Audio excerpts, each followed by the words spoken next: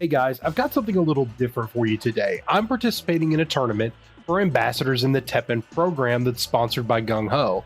I want to show you my matches, but first let's go over how it works. 24 streamers and content creators are in the bracket in two groups, A and B. Certain players got buys in the bracket for having the highest rank in the current season. Here's me in Group B. The format is a little tricky. Each player is required to submit 10 decks, one for each hero. Players then choose their heroes in a snake draft format that looks like this. Then each player gets to ban one hero. The first player to win with 3 of their remaining decks wins the set. My round 1 match is against Teiga, a streamer who focuses mostly on fighting games. Here's the entire set. These matches were streamed on Twitch, but I didn't talk very much during the live stream, so I'm muting that audio to instead give you a little bit of commentary on my thought process. So our first match was Nero, the True Power deck that I showed you in the deck guide not too long ago, against his Rathalos build. So right away I wanted to swap, and I get a decent hand. We start out with Desert Tyrant Diablos, which is a really strong starter, and we have a Seal, which is great. So my goal here is to get this Diablos down. Unfortunately, I don't have an easy way to get him grown, but then we actually draw into one, which is a G, but unfortunately we can't play it right away. So he drops Guile up top, which is a little early, and this is a good opportunity for us to drop the G, getting us our first level up on Desert Tyrant Diablos, which if you've watched my previous deck guides, and if you saw my legendary crafting guide, you'll know that this thing is a threat. So he throws down a wall jump on that Guile to shield it up. Not super worried about it at this point, but since I have the 2 free MP, I'm going to throw wind armor on this Diablos because I want to keep him around. He's got spillover. He's going to be smacking around this Rathalos' units. That's definitely what I want to be doing. And now we have a free growth, but we're going to wait to see what the best opportunity is to use that. He's attempting to use an ammo to beef up that Guile, and at this point, I think it's a good option since we already have 2 disarms in our hand to go ahead and seal away this first Guile to get rid of that combo. So that's also going to take care of that shield. It won't take care of the buffs, but the unit loses combo, makes it a lot less scary. I debated there for a second on whether or not I wanted to use some more MP, but I decided at the last minute that I don't want to. And now we've got a free growth level here with True Power, which we're going to throw on that G, because once G hits level 3 is when he deals damage equal to his health, which is really good. The unfortunate part here is that at the moment we don't have a big unit to easily get that level up because he's growth level 5, not 3. Rebecca's not going to get him all the way there. So he's trying to protect this Guile a little more by throwing wall jump on top of him, doing what he can, and we're going to use the free MP to cycle out one of our wall jumps to shield up this Diablos, which already has a lot of effects on him. He's already level 2. This unit is dangerous. So while we are at a life deficit at this point, we're doing really well. We've got board control, and 3 Rebeccas in hand means that our units are just going to get beefier, which is awesome. So another ammo card comes out, again beefing up this Guile to try to make him a little bit stronger, attempting to smack me for 6, which he will do. But now we have a Rebecca down, so we're going to throw her out. And here shortly, we should be able to get enough MP to be able to level her up and get some more health on our units. So we throw a wall jump down to shield up so she can at least take 1 hit from this Guile. And we have a seal out if we need it.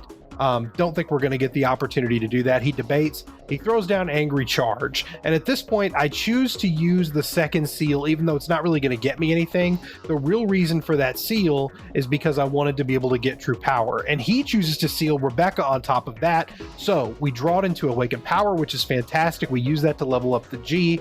The G's 3rd growth level deals damage equal to his health to a random enemy unit. He pops the Guile, and immediately we have a crazy amount of board control, plus another True Power on deck for that Diablos if we need it. But at this point, we don't.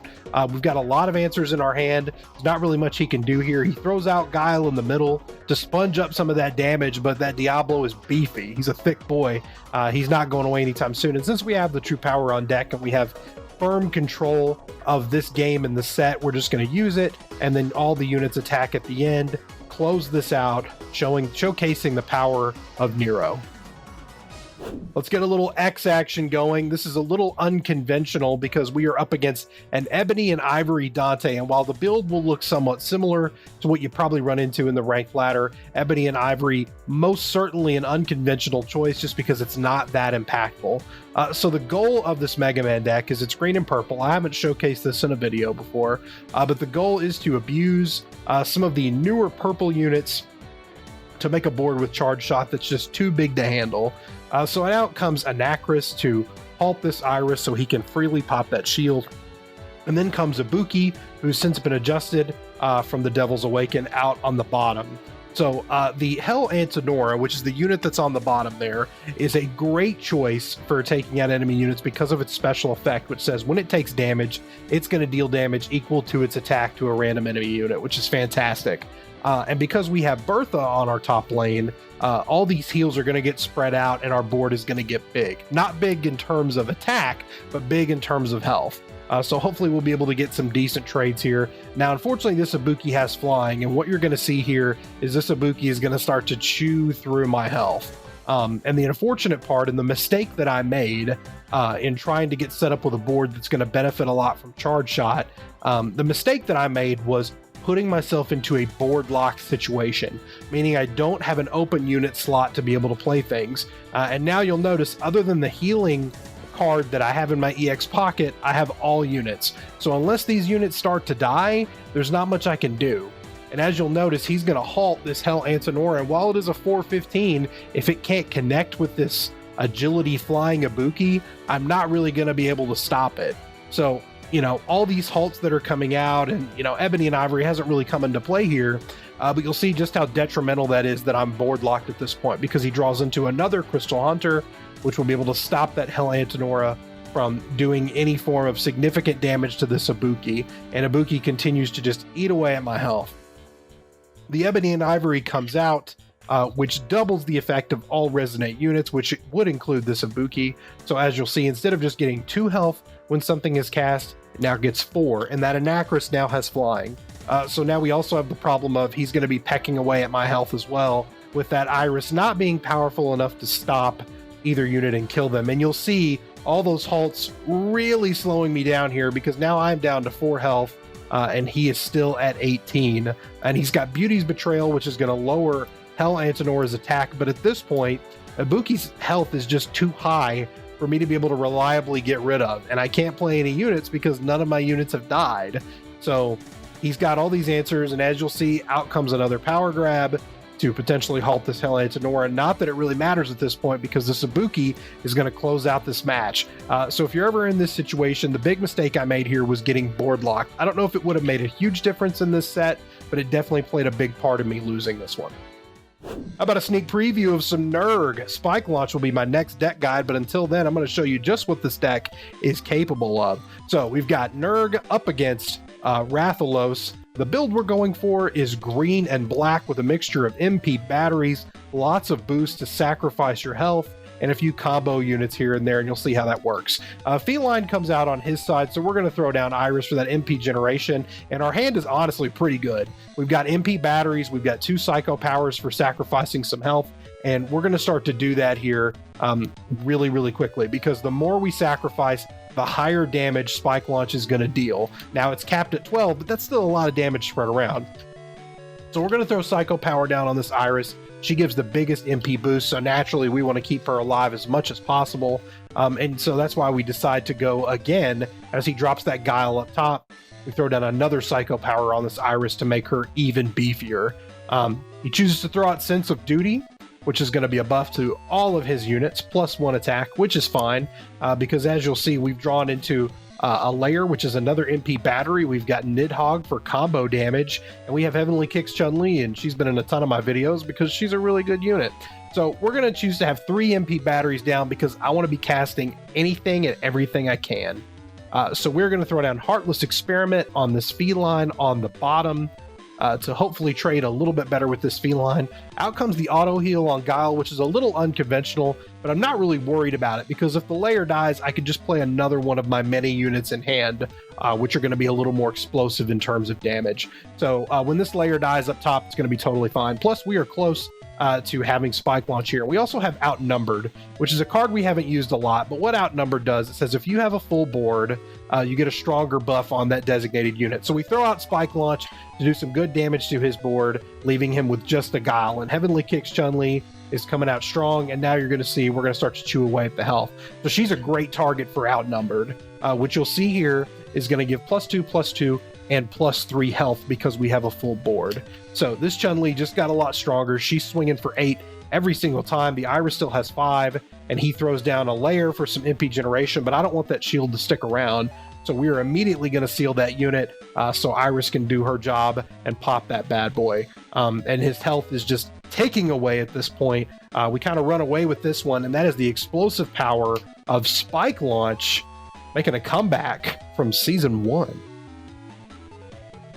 We've got Jill versus Wesker. Antibody Activation is by far Jill's best hero art, and this is a more updated variation of the one that I did in my Explore deck guide about a month ago.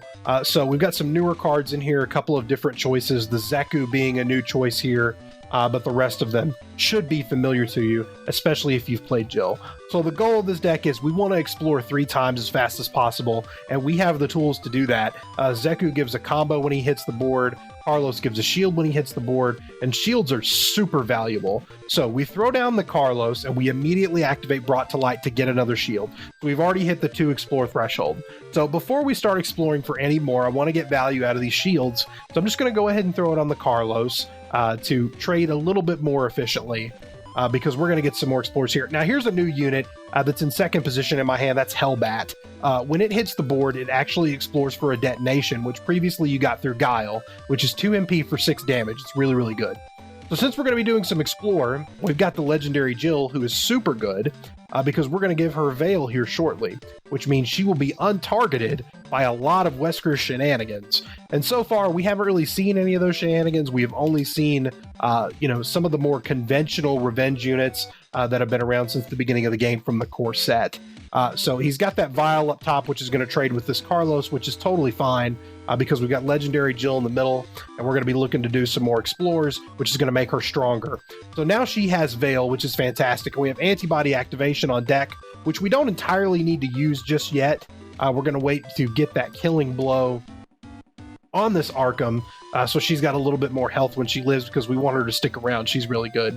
We've got a Detonation on deck, which is going to be 6 raw damage to anything for 2 MP. And then he throws down the Revenged Vial. He managed to pull that. And he throws down Spreading Infection to fill up his other 2 slots. And you know what? This is a great chance to get a 1-cost detonation. So we use Bashinryu Awakening on that Hellbat, and then he responds with Murderous Spikes, which would destroy this Hellbat. But I actually do really want a low-cost detonation, so we go for the second Bashinryu Awakening to get us another Explorer, which will actually make Dimitri a lot stronger, which you're going to see here shortly. So he's got a full board. We have Legendary Jill, but that's okay because we've got detonations for days, which are going to deal a significant amount of damage to this Vial and let it trade a little more effectively. The detonation's going to come out, drop this Vial down to 2, and Jill's going to clean it up. Now we're going to throw out Dimitri, who is a 5/5 with Rush, and every time he destroys a unit on victory, he gains some health back. So Dimitri's going to be sticking around. Out comes Ouroboros, but it does not work out for him because it gets an unrevenged Vial, and then William Birkin to boost things up a little bit. But that is okay because we've got Dimitri and we've got this Jill. Jill's probably not going to be living for much longer, but that is okay. So we throw down the Zeku because combo could be really good on this Dimitri to start dealing 10 damage a swing. And we've drawn into a Nash, which you will remember, Nash is really good if you've hit the 3 Explore threshold. So we throw him down. At this point, we've got a beefy board. He throws down this Bishamon, and we're going to quickly use Antibody Activation to keep that Dimitri as healthy as he can possibly be. And we're running away with this at this point. We've got really strong board control, and we want this Nash to really hit hard. So this is a great opportunity to throw Unleashed, which is going to give the Nash an attack bonus, and it's going to give him flight, which means he's going to be jumping straight over this Revenge Zombie, and he's going to be swinging for 10. And this Dimitri's already hitting really hard, and that's actually going to close out the match, take the set 3-1. Thanks for checking out this set. Round 2 is coming soon, and hopefully more after that. The next deck guide is also in the editing stage, so get ready for that too.